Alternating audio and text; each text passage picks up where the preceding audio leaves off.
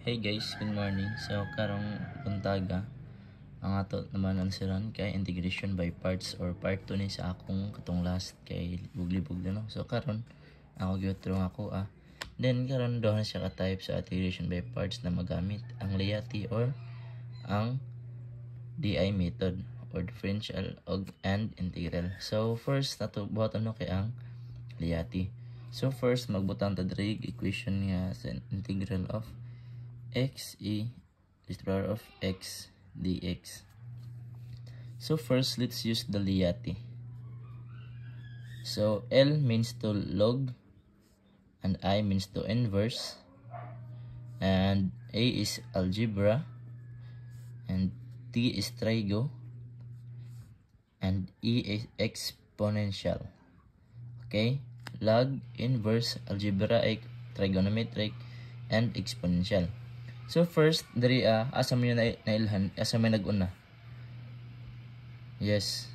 So ang aton diri kay algebra and exponential. So ang naman diri kay ang algebra, so algebra will be our u. So let u na no. So let u is equals to x, and our du will be dx. Yes, or 1 dx, pero counted naman siya as 1, so let's use dx na lang. Then second let's pangitaan nato atong dv.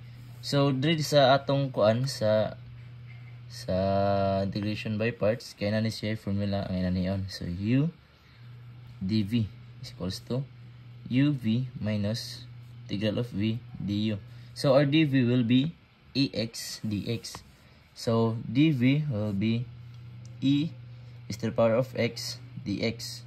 Then to find the integral of but to find the v, let's integrate sa e raised to the power of x. So let's integrate. So the integral of ex is simply e raised to the power of x. Then next atong buhaton kay na naman ta nakuha ta naman ni. So let's use this formula. Then ato ni ipang butang. So is equals to our u will be x, our v will be e raised to the power of x minus the integral of our v will be e raised to the power of x, then our du is dx. Yeah. So that's it. So to find the final answer ato ni siya times. So ang mag-una gyud dapat kay ang algebra, next ang exponential. So exponent, so a ay x times ex is x e raised to the power of x minus, so let's integrate so pag integrate ani sa ex is just simply e raised to the power of x. Then para makuha atong final answer, let's put plus c. So mao na ang example, first example nato, mo na yung final answer.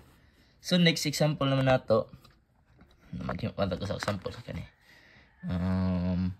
The integral of x sin x dx. Then mura gyapon same process ang asa mag-una sila log, inverse, algebra, trigo, exponential. Ang nadri di ba trigo and algebra. Ang nag-una kay algebra man, so ato ni may tawon ang u.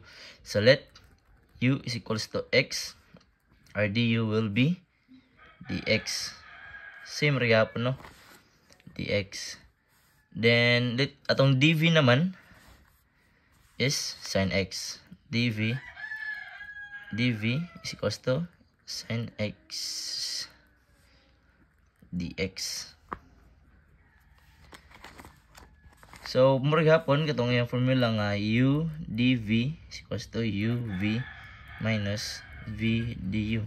So next ato ni siya i-integrate to find the v. So the integral of sin x dx is just simply negative cos x dx. Gets? So atong next buhaton kay ato na sad ipangbutang diri ang mga or ato i-substitute ang ilang nato nakuha sa u. So ang atong u will be x, our v is negative cos x. Gets? Then minus the integral of, so negative man so diri ni negative ang v, negative cos x. Then our du is dx. So pag integrate ay nato sila no, di ato sa ni igawas ning negative. So mao mo siya x negative cos x plus integral of cos x dx. So next ani kung ano ito, ipinita ko ng final answer. So, pwede ba ito siya ma-times, di ba? Ang kaning x instead of negative, times negative cos x. So, kahuman, negative na ni siya. Kato man times. So, negative x cos x plus, kani? Yes, sin. Plus, sin x plus c. So, that's all mo ni ang answer sa atong second example.